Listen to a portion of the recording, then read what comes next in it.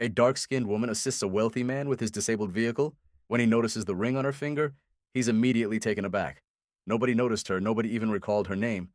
But during that sweltering afternoon, as the sun ruthlessly beat down on the pavement, she became the only salvation for a man who appeared to have everything. A high-end vehicle stalled on a deserted road, an overheating engine, a powerful executive used to commanding the world, now vulnerable, disoriented, not even knowing how to request assistance.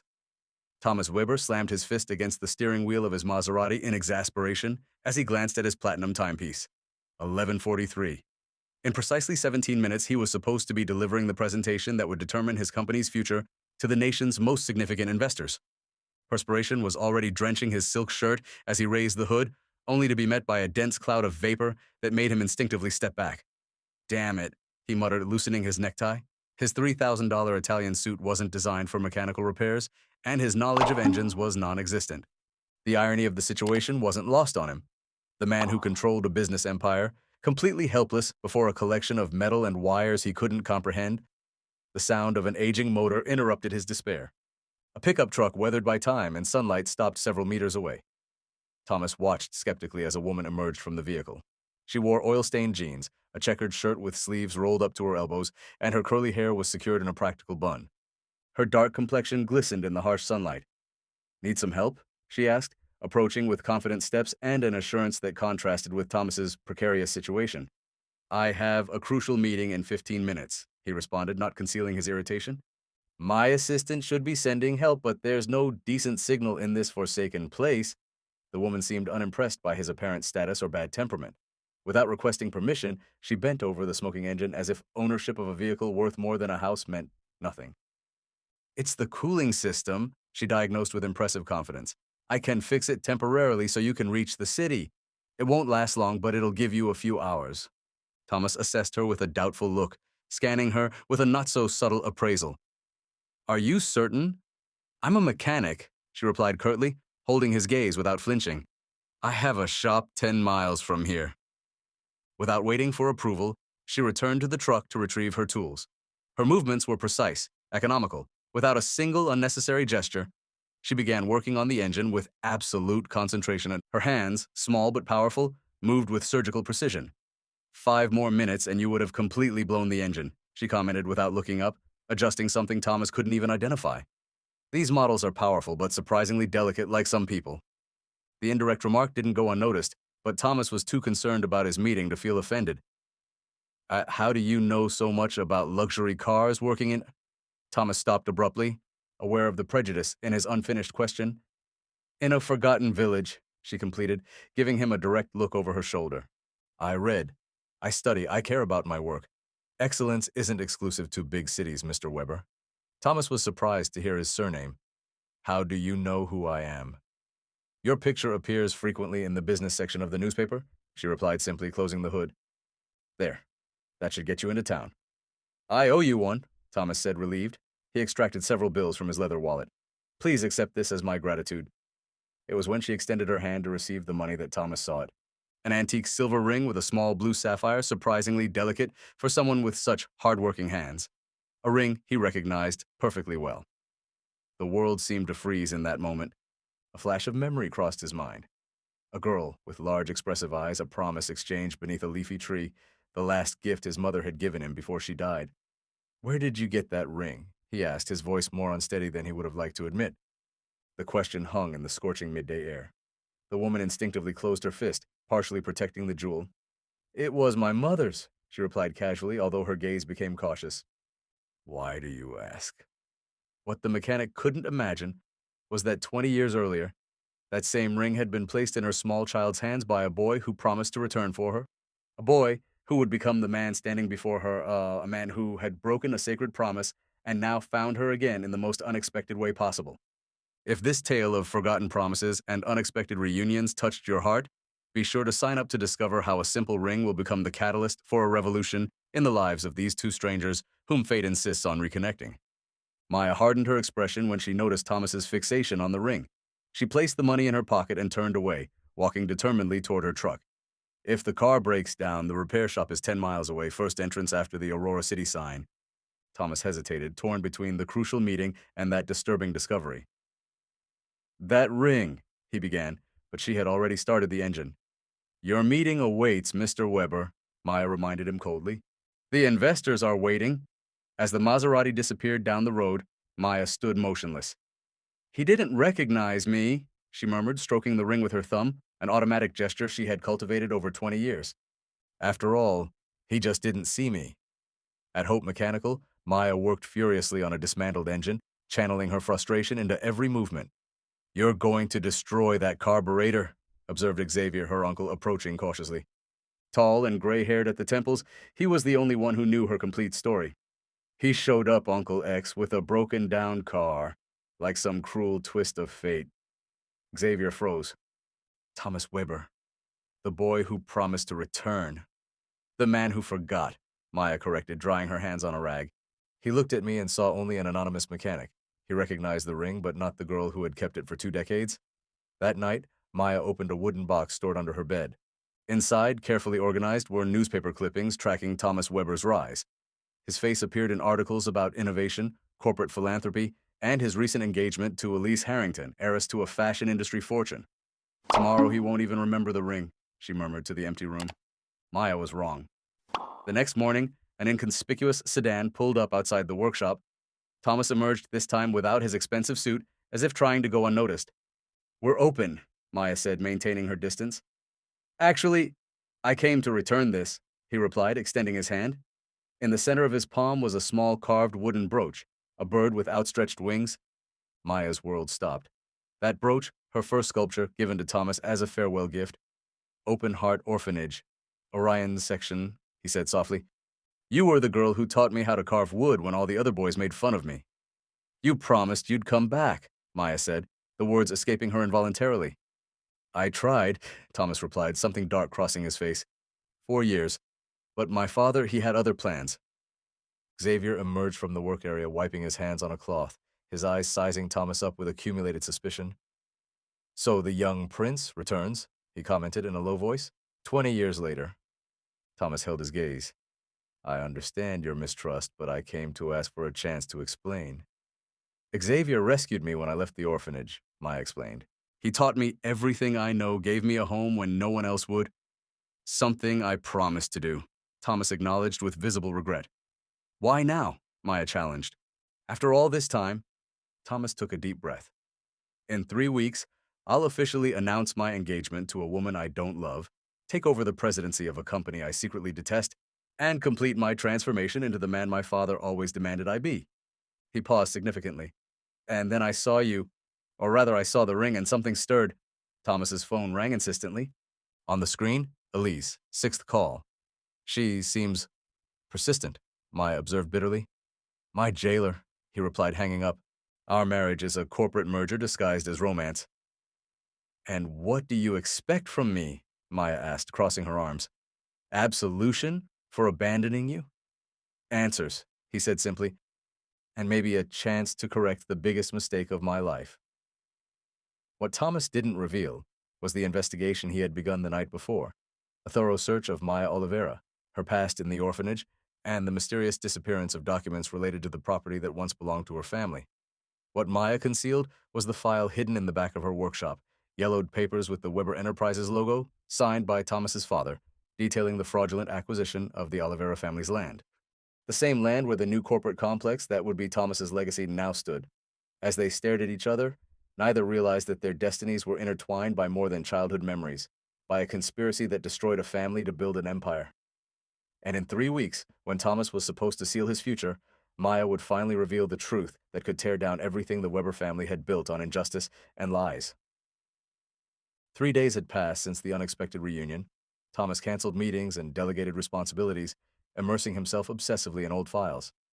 Something didn't fit in his father's story about the land that was now part of the new Weber business complex. At the family mansion, he was searching his father's office when he found a locked folder labeled Project Aurora, the same name as the town where Maya lived.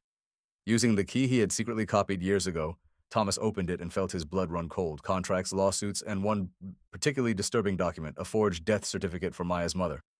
"He faked her death," he muttered in disbelief, "to get the land." At the same time, in Xavier's workshop, Maya was making her own decision. She had kept the truth for too long. "I'm going to confront him," she declared, revealing the hidden file to Xavier.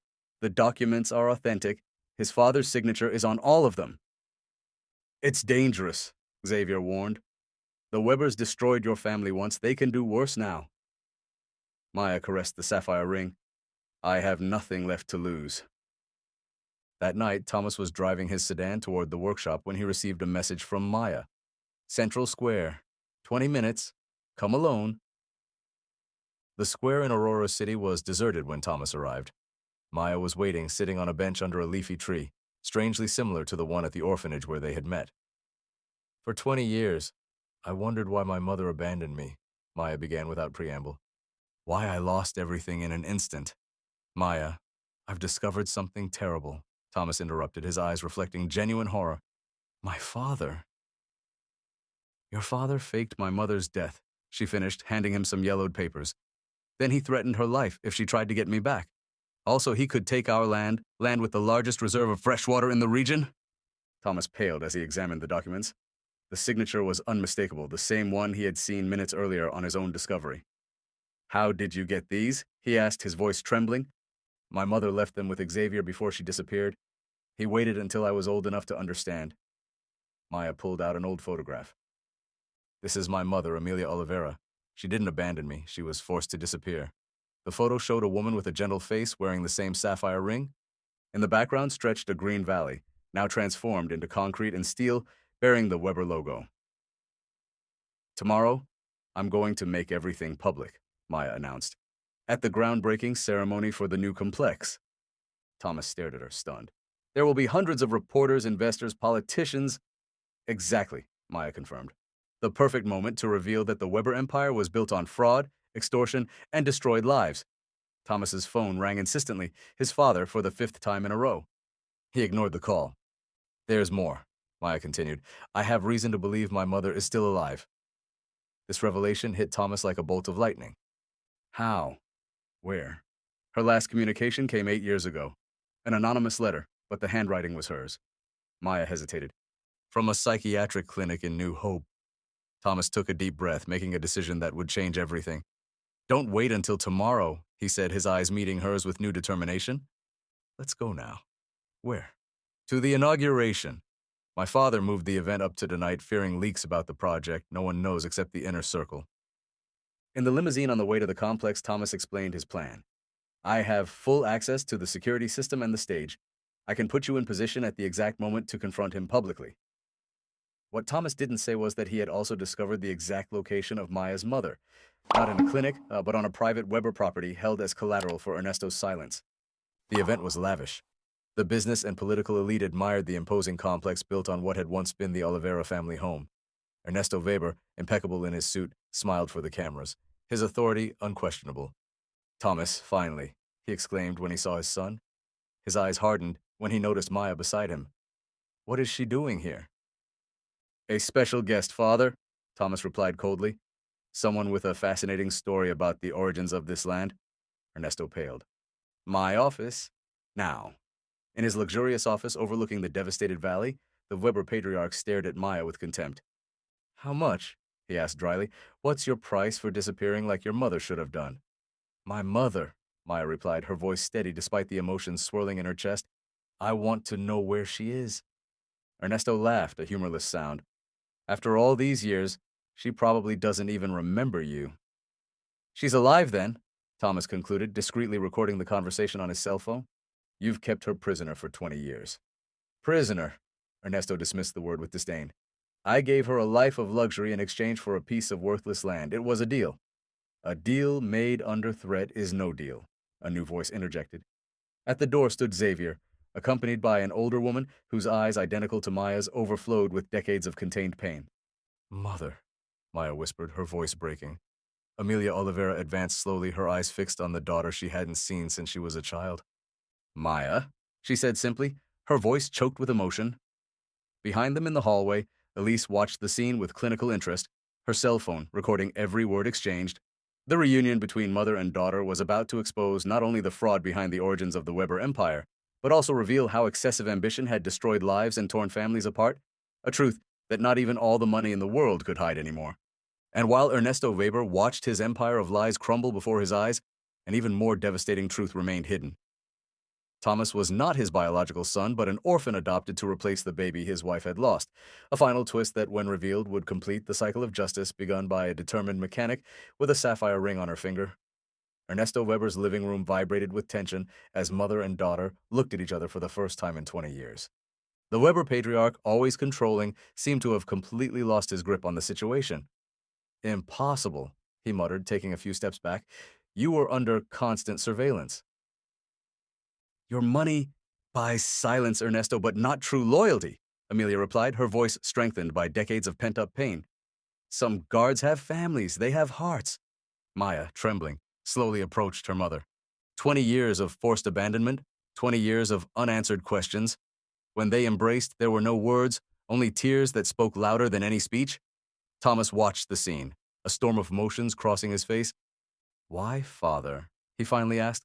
Why destroy a family for a piece of land? That land was never just a piece of land, Ernesto replied, regaining some of his composure. It's the largest reserve of drinking water in the region.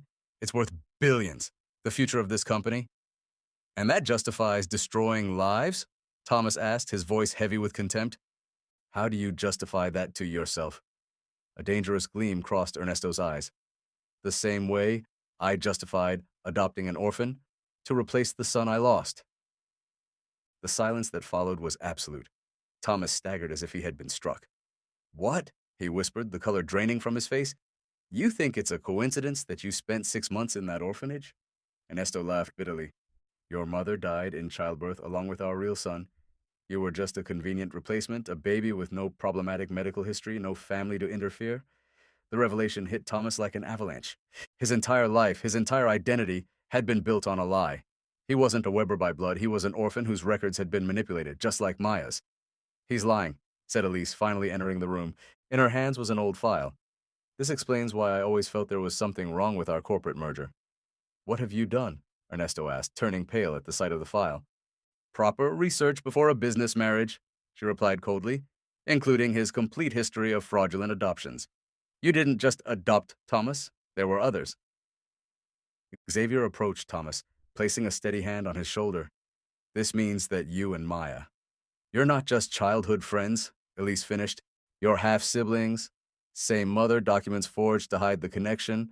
Maya and Thomas looked at each other, the truth reflected in their identical eyes. Same shade, same shape. How had no one noticed before? That's why the ring meant so much to both of you, Amelia murmured. It was our family heirloom. I gave it to Thomas before Ernesto took him away, making him believe it was a gift from the mother he never knew. At that moment, police sirens sounded in the distance, rapidly approaching. This ends now, announced Thomas, his voice finding new determination. All the lies, all the manipulation. The following week, the newspapers exploded with headlines about the scandal. Ernesto Weber, respected magnate, arrested for fraud, kidnapping, and document forgery. The Weber empire, built on crime and the separation of families, collapsed as investigations revealed decades of corruption. Thomas, discovering his true identity as Amelia Oliveira's son, renounced the Weber name and took his real surname. The land was legally returned to the Oliveira family, and the corporate project was transformed into an environmental reserve with a community center benefiting hundreds of local families. 6 months later, in the small Esperanza Mechanica workshop, now expanded and modernized, Maya adjusted a car engine, while Thomas reviewed documents for the newly created Oliveira Foundation for Abandoned Children. Is it still strange, she asked, wiping grease from her hands, to find out that your whole life was built on a lie? Thomas smiled, a genuine smile he had rarely shown in his previous life. Strange, yes, but also liberating. He touched the small bird brooch he now wore as a pendant. We lost 20 years, but we regained our truth. Our family. Amelia entered the workshop carrying lemonade. Her eyes, once marked by sadness, now shone with the peace of someone who had finally found justice. The ring, she said, noticing that Maya was still wearing it. It always kept us connected even when we didn't know it. Sometimes, the most elaborate lies are undone. By the simplest of ties, a ring passed from mother to son, then to a sister who didn't even know she existed, and sometimes empires built on injustice crumble, not under the weight of guilt, but under the unshakable force of truth that resurfaces when least expected. If this story about family ties buried under decades of lies touched your heart, don't forget to subscribe to the channel for more stories that show how the truth, however painful, has the power to heal wounds that seemed permanent and reconnect lives that were separated by greed and power.